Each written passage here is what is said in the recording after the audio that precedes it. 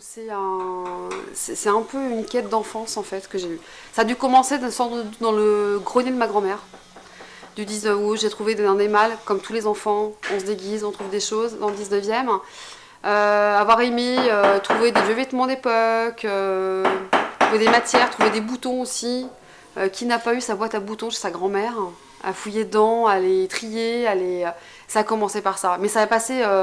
moi, ça m'a pas quitté en fait. Mais je pense que tous les enfants ont toujours effectivement fouillé les armoires des grands-parents dans une vieille maison.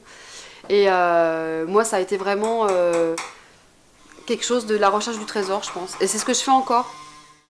C'est toutes des Ces pièces. pièces que vous trouvez là, Oui. c'est des Des pièces choses de que je finis collection. chez les antiquaires, ouais.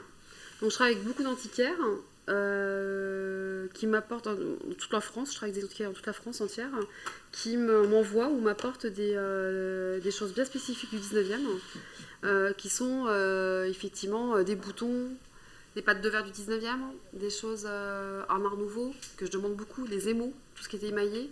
Donc c'est vraiment des toutes petites choses qui peuvent être très fines, minuscules. Et donc c'est vraiment une recherche aussi de leur part pour moi. Je suis autodidacte en fait, j'ai commencé à travailler la matière en costume, du tissu, puis après ça m'a amené sur la collection de boutons, la collection du métal. Donc le métal, forcément, il faut le transformer, donc il faut le découper, il faut le chauffer, il faut le forger, donc, mais en partant de ces matières qui sont quand même existantes.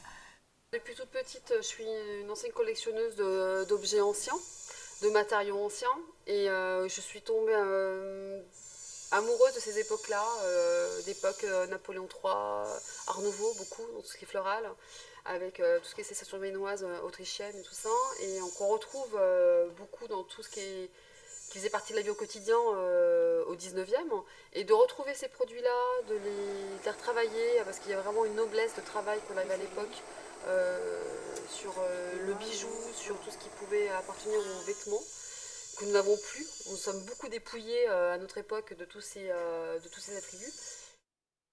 On déconstruit toute la matière pour la reconstruire. Donc forcément on utilise la flamme, mais on utilise aussi donc le boc-fil à découper et on décompose, on retravaille et on en travaille après sur des bijoux, sur des bracelets, boucles d'oreilles, bagues. Du coup, donc on travaille tout le serti à l'ancienne, en sartigriffe.